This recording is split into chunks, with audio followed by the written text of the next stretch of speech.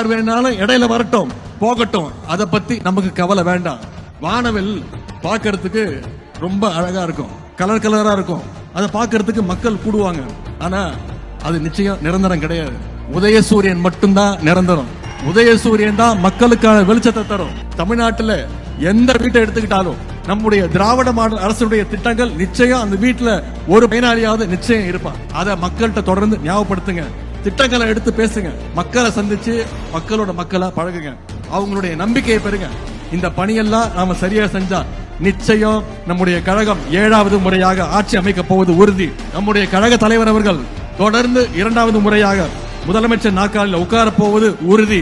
நாம பெறப்போகிற வெற்றி சாதாரண வெற்றியாக இருக்கக்கூடாது. 70,000 பூத்திலையும் நிச்சயம் உதயசூரியன் வெற்றி பெற்றாக வேண்டும்.